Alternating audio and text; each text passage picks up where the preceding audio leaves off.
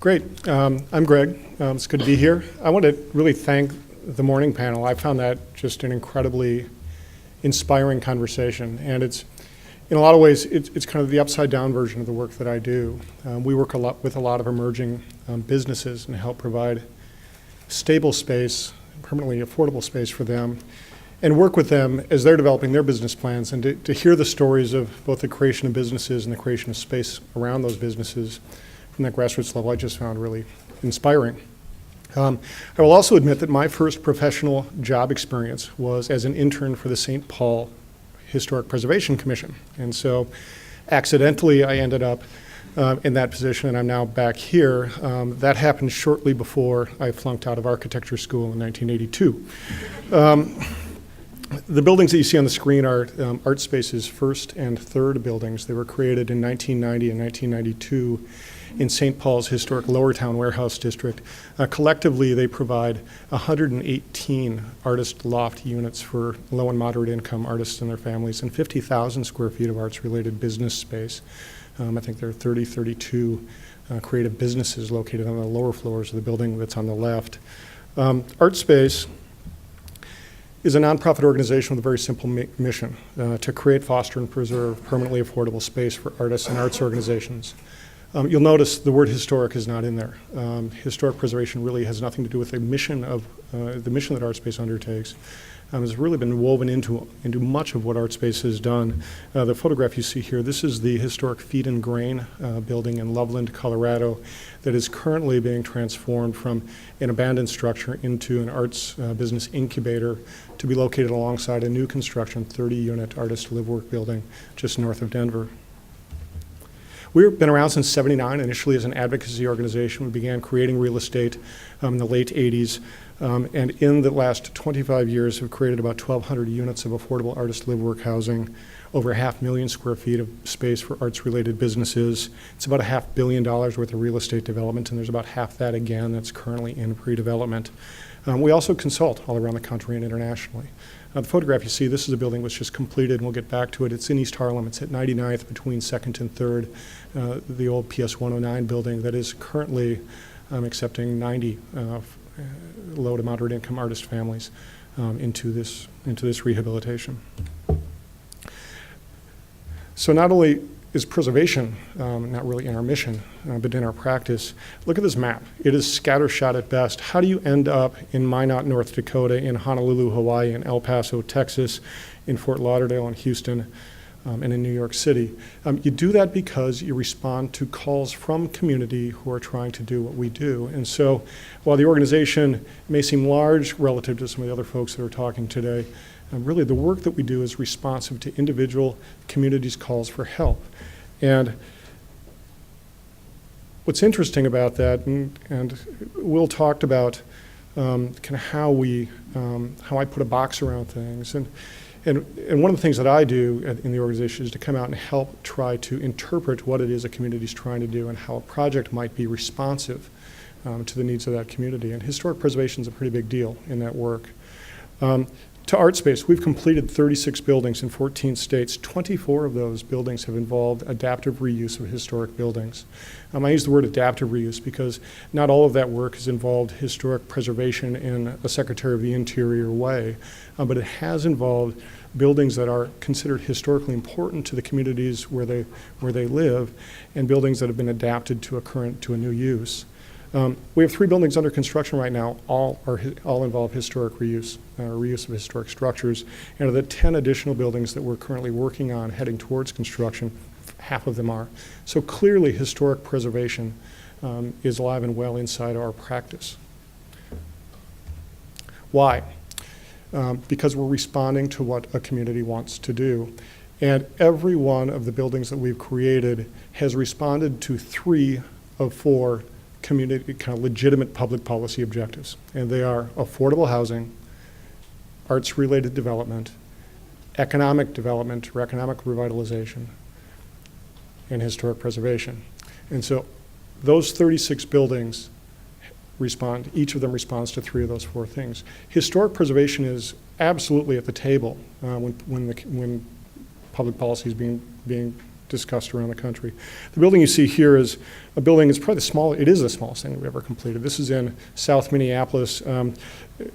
A local nonprofit community group found this Wreck Brothers auto body repair facility, and it was for sale. It was going out of business. It's been a good business in the community.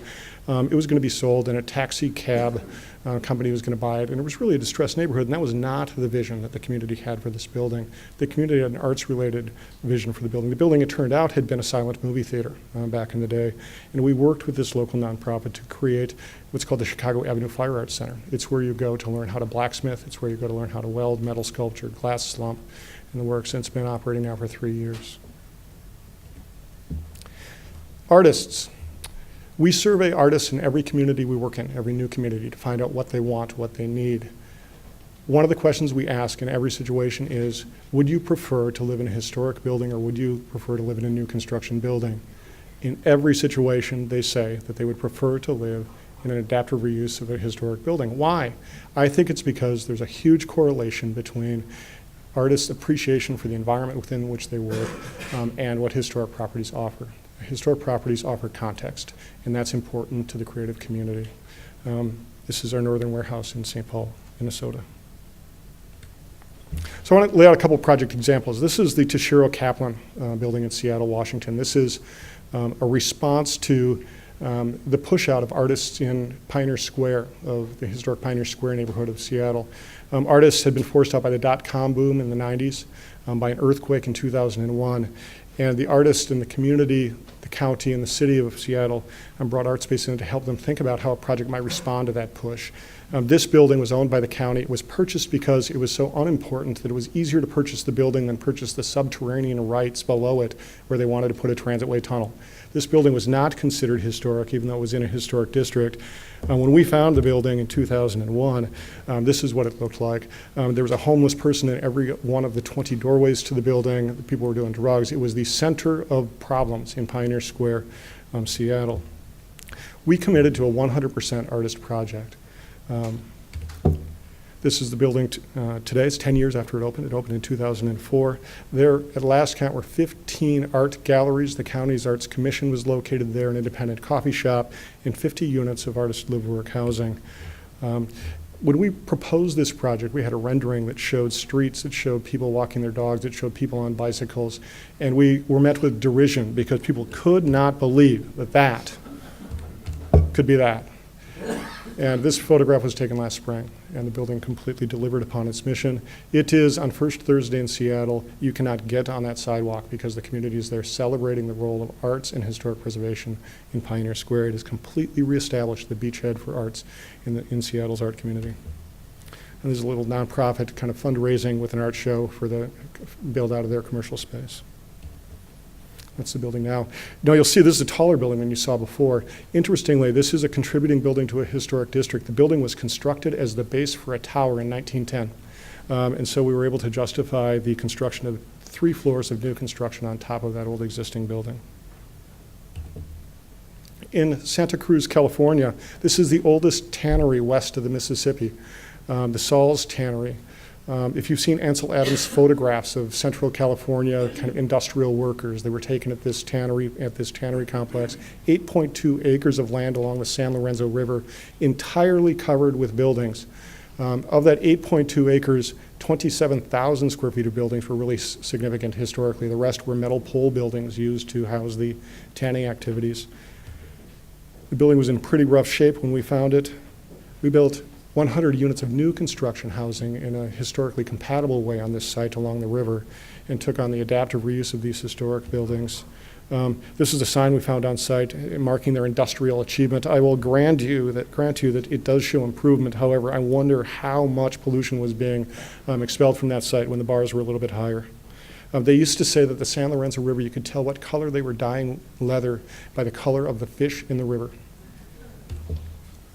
Historic preservation is one thing. This is selective reconstruction. I would say that 1 out of every 2 board feet in this building was replaced. There really wasn't much to save.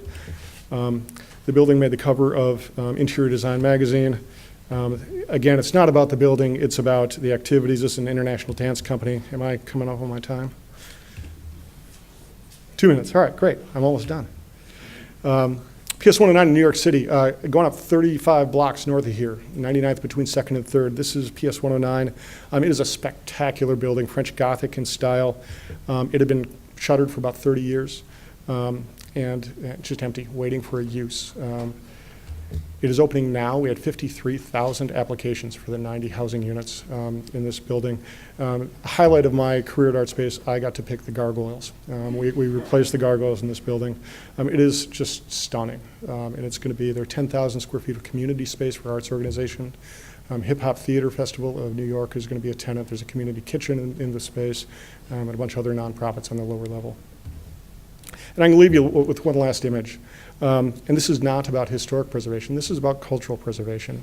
We are working with 2 Lakota nonprofit organizations on the Pine Ridge Indian Reservation in southwest South Dakota. And the vision there with First Peoples Fund and Lakota Funds is to create an arts incubator, a business arts incubator for Lakota artists. 53% of all employment on Pine Ridge Indian Reservation is home-based occupations, and 72% of that is arts-related businesses. And the economic success of artists who receive access to training and access to the marketplace is profoundly different than artists who are not supported in that way. And so we are working to create that in the center of Pine Ridge Indian Reservation. And it really, that work brought something home to me that's completely relevant to this historic preservation talk. And I have never participated with a community where there's such a connection between the culture, the people, and the land that they occupy. And when you think about that lesson and you apply it to urban America, it really does relate very significantly to this discussion of preservation. Context is key. It's key to who we are, it's key to how we think, it's key to how we create. And the work that we're doing right now on Pine Ridge Indian Reservation is very much evidence of that.